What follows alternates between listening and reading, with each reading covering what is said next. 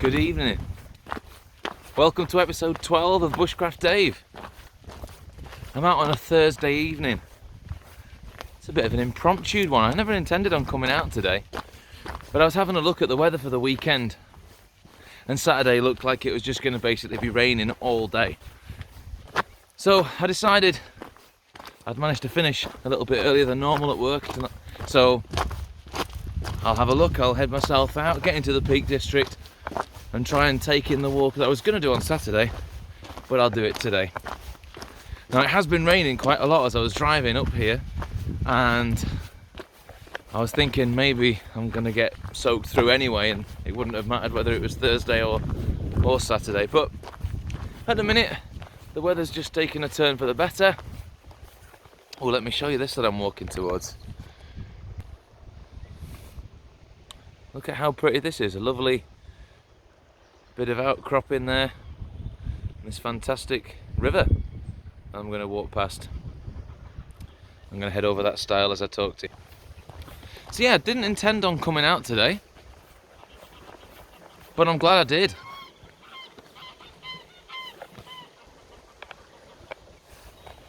Some birds. So I have got myself decked out in all my waterproofs today, which I think is a good idea just in case the weather does take a bit of a turn for the worst. I've got my Trangia with me. I've chucked together a quick idea of something I'm going to cook, which I think actually could end up turning out to be something that's particularly special. So I'm looking forward to that. The temperature is dropping, okay? It's about 4 degrees at the minute, and obviously as the evening goes on, it's going to get colder. If the wind picks up, it could be very, very chilly. So wherever I stop, I want to make sure I'm out of the breeze. The dish itself isn't going to take too long, but I've got gloves, I've got layers on, so I should be okay. And today I am doing walk number 8 from the Collins Ramblers guide to the Peak District. Now, those of you that have watched last week's episode will remember the sad demise of the previous book. Good news is, in the post today came the new book. Couldn't have timed any better. Just bear with me a second. Yeah, so it couldn't have timed any better, the new book turning up. And I'm really impressed with this more updated edition. It's not as heavy, which is good. It hasn't got, the previous edition I had like a waterproof jacket on the front. It's a pretty useful idea. But the outside of this book, it's kind of like a harder, it feels like it should be waterproof on the outside anyway. The layout of the book is exactly the same as I had before, but one of the fantastic additions to this book that I didn't have on the last one, let me just get organised so I can show you it, is on the inside front cover of this book, we've got the map showing where all of the locations are. So if I end up that I'm just going to head out somewhere and go for a walk, I can at least then have a look at the map, see if there's a walk nearby, and try and take it in. But I'm glad I've come out. It's been a long day, it's been a challenging day. I haven't really enjoyed it. Work's tough at the minute. Love it, but it is tough. And actually being able to come out, get some fresh air, blow off some steam, it's the perfect remedy. And then I can have a really nice weekend at home with the family. But let me just tell you a little bit about this walk that I'm doing. So I started out today in the village of Yulgreve. As I drove through Yulgreve, out the other side, there is a little car park just out the other side of Yulgreve, and I walked back through, and when I got to the church in Yulgreve, I turned right and just basically followed it down the hill until I met this wonderful river, which basically I'm going to follow for quite a while. So this walk is walk number 8, and it's called Bradford and the Lathkill Dales. I need to figure out whilst I'm doing the walk why it's called Bradford and the Lathkill Dales. I know why it's called Lathkill Dale, because all of this area, you'd have seen in the last video that I walked through Lathkill Dale. So and it doesn't quite go to the same place, so it's not quite doing that.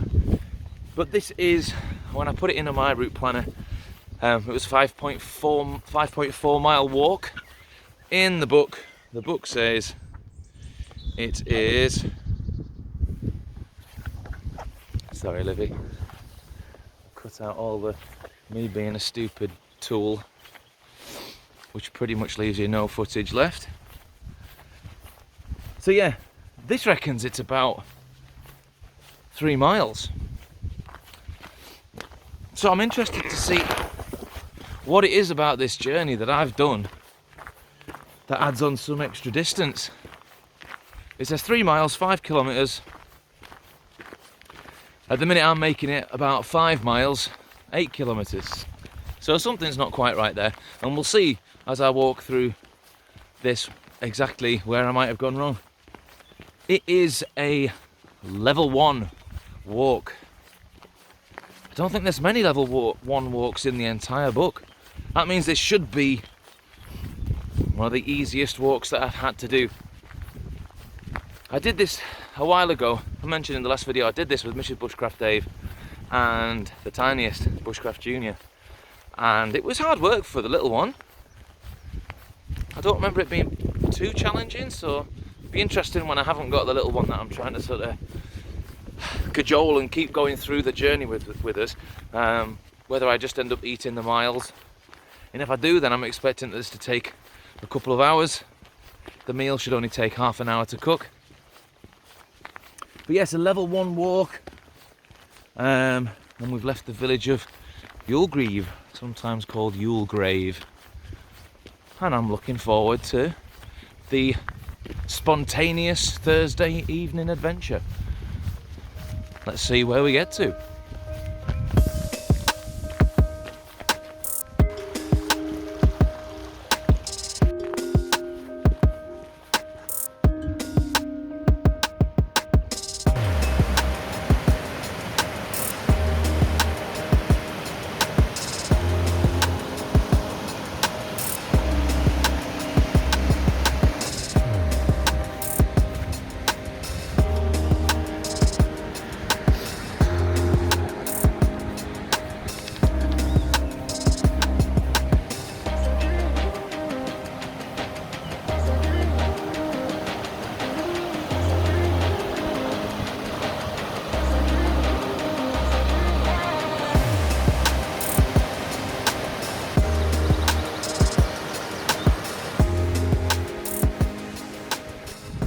Well, as I've just been walking through that beautiful path along the river, I've just stopped for a second to have a look at the book and find out a little bit more about why it's called Bradford and Lathkill Dale.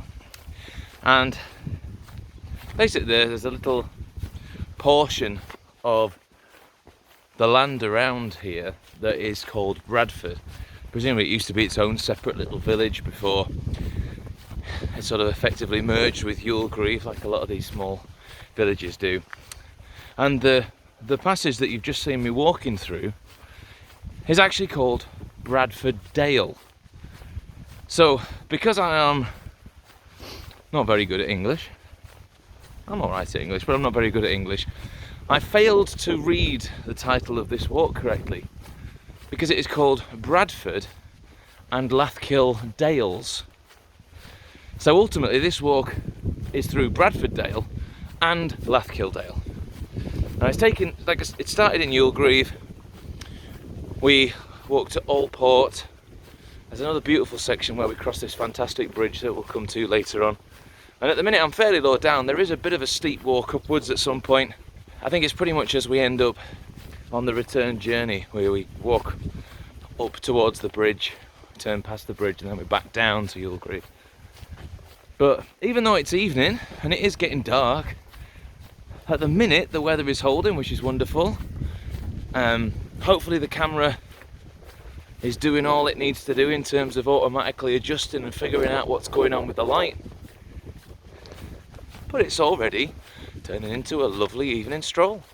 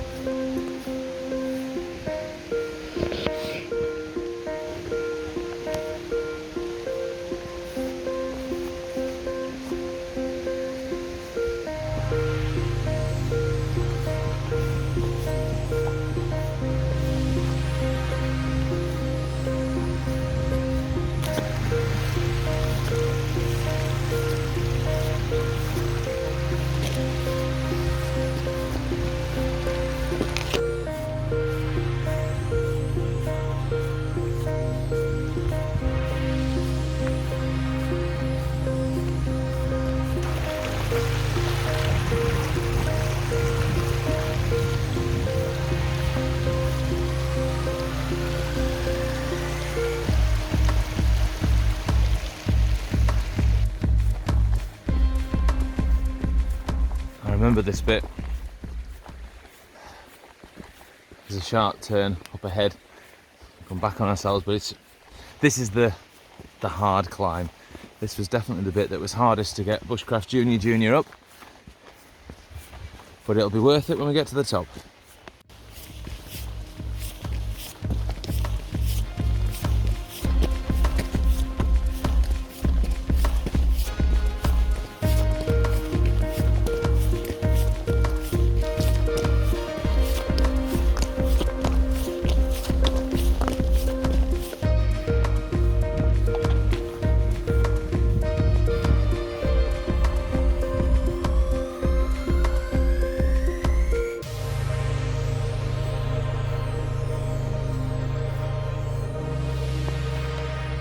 Just been having a stare down with this one. As I came to this fence, this area here was absolutely full of cows. Now I generally don't mind if there's a couple or I feel like there's a reasonable route round, but yeah, you can see even in distance there's a few running and stuff. Luckily I'm not actually going that way, up the field there. I'll show you, hang on. There's the cows, but I'm heading down this way, down to the farm. Leaving those cows far behind. Presumably all going in for the night. But yeah, we're going down to the farm. Well, through that field of cows, I was just about to get to the gate, and this one big black cow started running towards me. Luckily I was already at the gate, so it wasn't really a worry, and I think, to be fair, he just probably thought I was feeding him. But this is the next problem. How to get past these three that are cornered in here. I'm not sure. Well, I'm at another standoff here. So I got through that field of cows. It was okay. And now I've got to this small section. I'm sat on the wall at the minute. And there's 3 cows. Just in this section. The shed's there. Just need to go in the shed.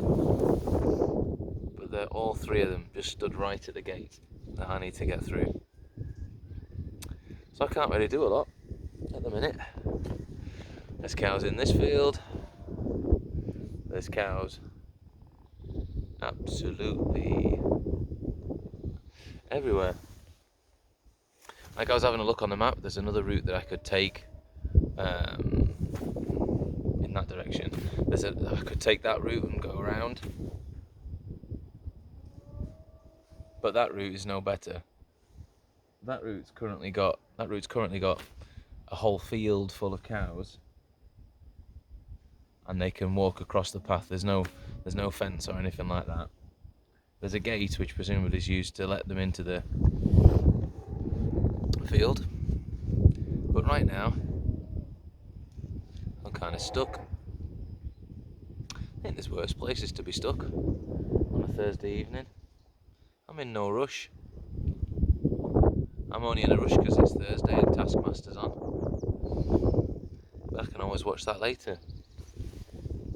And I haven't cooked yet. And I can't really cook here, it's not the right sort of place. I just need these 3 to move. I could probably brave it, but because they're all stood right close to that fence, I have the bit of an issue is that when I get close, they've not really got anywhere to go. And I don't want to put them under any undue stress or pressures or anything like that. I'd rather give it some time, see if they get bored stood there, or maybe the other routes open up. Hey up, pal. So yeah, it's a bit of a waiting game at the minute. Sun's coming down. It's pretty here.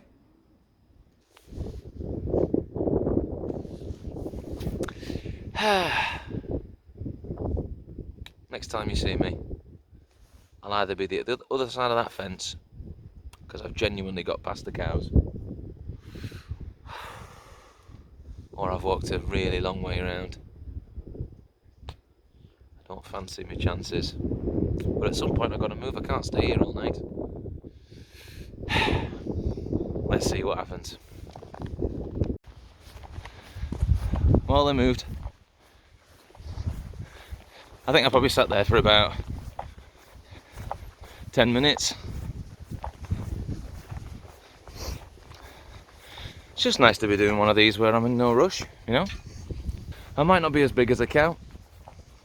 Definitely not. I don't think I'm particularly brave. But if there's one thing I've got, if there's one... Well, let me take this off. It's only because I was getting cold. If there's one skill I have got, patience. In the job that I've got, sometimes you need it. And I needed it today. But hey, what time is it? Let's have a look.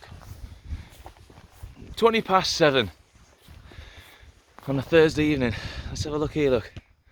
Still a little bit of sunshine on the ridge. Woo! Scenery! Sorry, for people who've got motion sickness, that probably wasn't the kindest thing. So heading up what I think is the final slight incline, and then I should be on my way back down to Yorgreave. At some point, I need to get cooking, don't I? I ain't had my tea yet. I'll let you in on a secret as to what I'm making. Although it's not that much of a secret because it's in the title description, but I'm making a hot German potato salad. So it's not like some potato salads that we have where you cook the potatoes, let them cool down, put them in mayo, things like that. This one's going to be served warm. We'll see that in a bit. It's going to be good.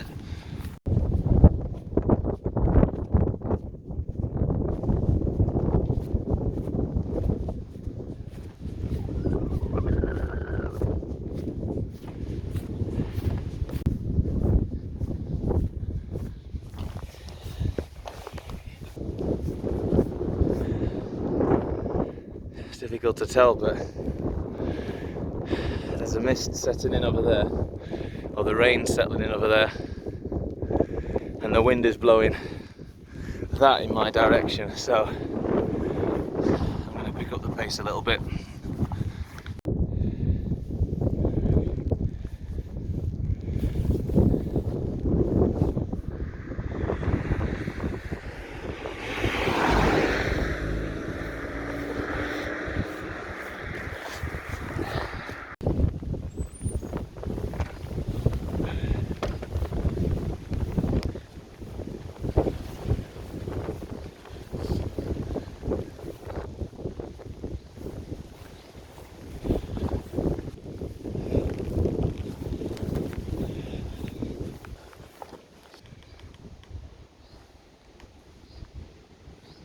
It's a lovely sheltered spot. I don't think I'd get out again. Might even just set up down here. Yeah, let's do that.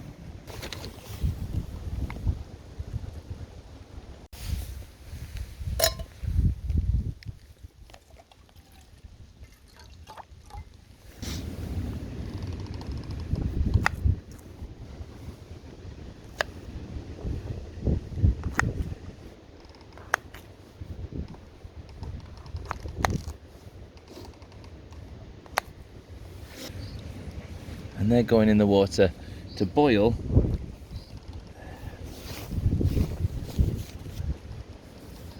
They're going in the water to boil for about 15 to 20 minutes. Mustn't forget, salt the water as well.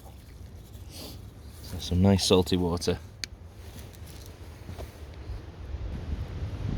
The potatoes have now had their 20 minutes, so I'm going to grab hold of this. I'll also use the lid. This is the perfect opportunity to use the drainer, the strainer part. Looks like the fuel is nearly out, so I'm going to need to stick some more in a second, but I'm going to get this drained and then bring it back.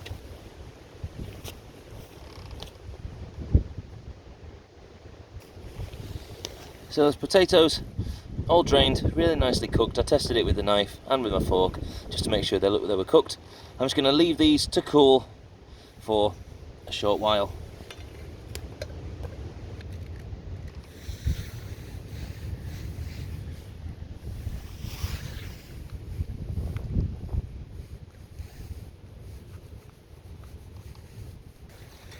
Okay, I just want to be careful that there definitely isn't any fuel still alight in the stove. It looks completely burnt out, but just to be on the safe side, I'll just put that on to extinguish the flame if there was one. So the next thing I'm going to do is I need to get the stands out. Just got a little bit of frying to do. So the last thing I've got to do is make the dressing for the potatoes. Now that dressing is going to consist of some fried bacon, and I'm putting no fat. I'm not putting any fat. Let me get that leaf off. Bit of nature in there. Yeah, no fat at all going in. I'm just going to let the fat from the bacon be all that I need. I'm just going to let that cook off, get crispy. I don't care what happens to the base of the frying pan, because a bit of wire wool and it soon clears off.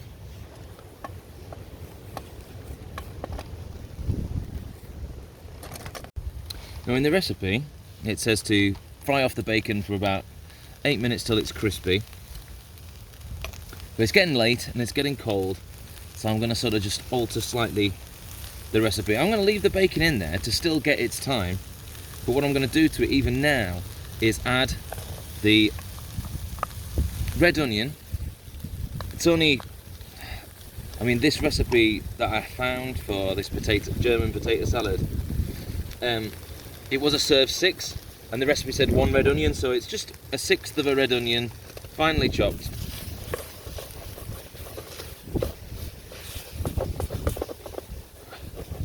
Again, I'm not too worried about it gnarling up.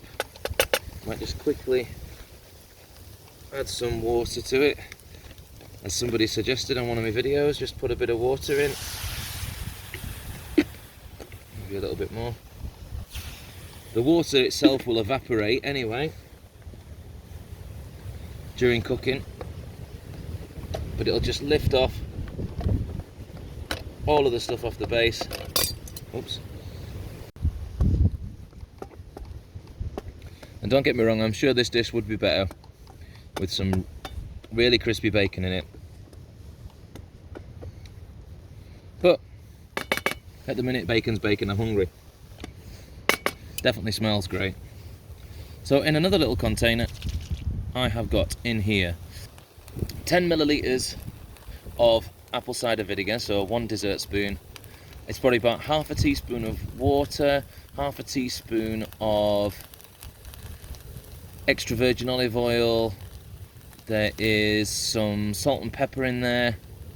I feel like there's another ingredient that I've missed. It'll come to me.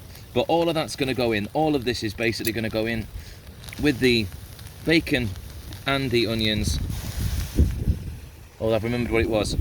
Half a teaspoon of Dijon mustard. A classic thing to have with your potatoes. So I'm just going to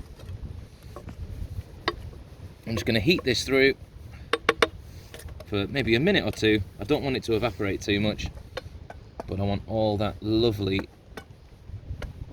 flavouring. There's also a tiniest pinch of sugar in there, just a small pinch of sugar, just to sweeten it. So we'll get a sort of a sweet and a sour, very savoury flavour from it. The mustard will add its own extra bit. And then eventually, this is all going to get poured over those potatoes. and serve.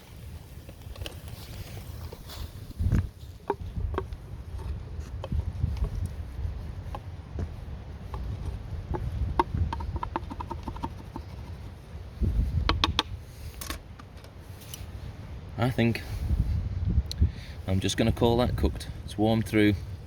I'm hungry, I'm ready to go. Right, we've got my potatoes.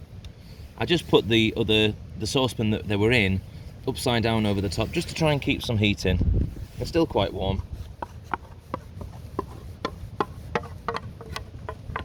All of these ingredients go in.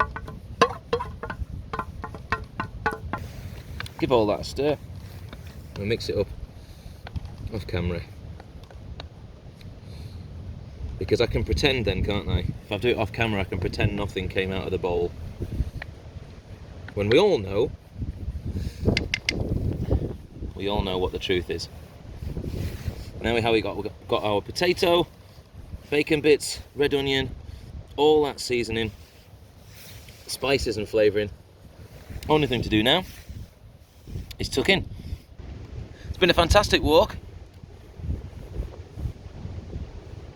The weather's been a bit hit and miss.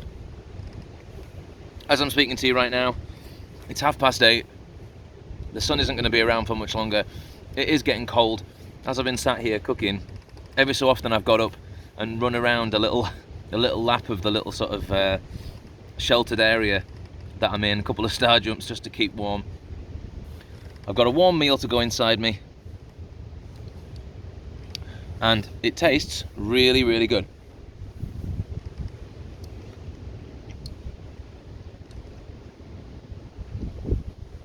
The potatoes are cooked really well. It's really easy to undercook baby potatoes. They're like the new potatoes. They just take that long time to cook. So used to kind of parboiling potatoes for like 10 minutes and then getting them out to do something else with them. But with these potatoes, and I cut them nice and small so they would definitely cook through. 20 minutes, they're definitely cooked.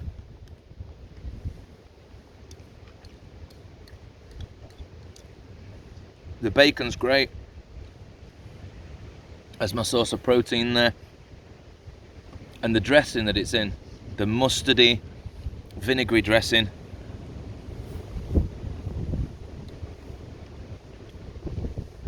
Really, really nice. And for a meal that I just chucked together at the last minute, trying to think what I could cook, I'm really happy with it. Like I was never here. Leave no trace. I'm cold now. I need to get that last mile back and get warm. I'm gonna put my gloves on. Well, the light's fading on what has been a fantastic evening walk. Spontaneous, but necessary, needed. And I cooked up a good meal, another new one to add to my list of things that I can do on my Trangia. There's a few things still I need to think about though, because I did get cold. I guess not walking in an evening is a good idea.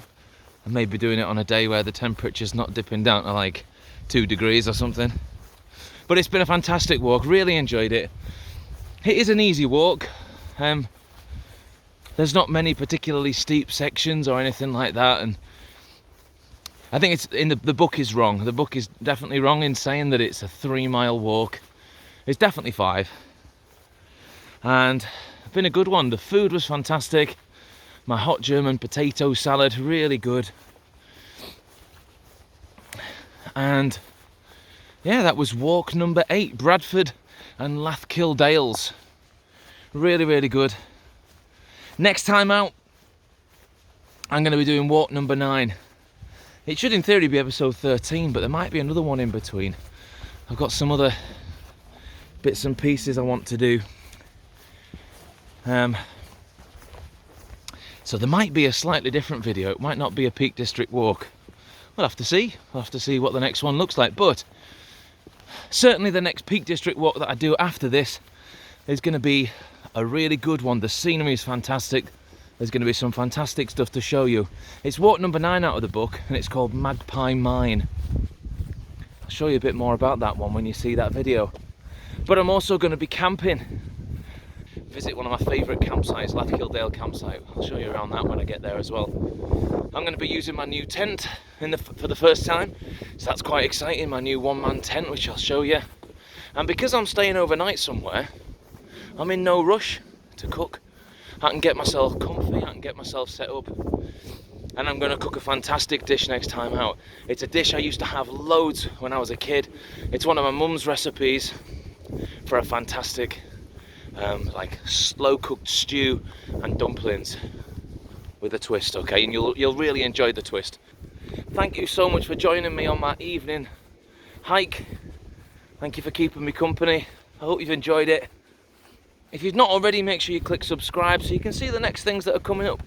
I've got loads of things planned, especially over the summer. I'm going to get myself busy and out and about doing loads of stuff, but there'll still be a regular upload every Sunday, so you can see the next one coming. But other than that, I will see you in the next one.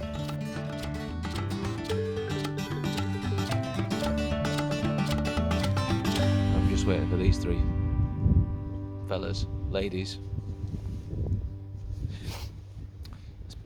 cows, on the safe side. So yeah, twiddle me thumbs time. What I was hoping of doing, and this still might happen yet, is I thought if that other route's open, I'll walk however many miles it is down there, I'll come all the way back across the field and then appear at the gate at the other side with some sort of miraculous story about how I managed to overpower the cows with my animal magnetism or something like that. Truth is, they're winning. It's their farm, nothing to do with me. But I don't want to get too cold, so they're not looking at me now. Maybe they're filming their video for their MooTube channel.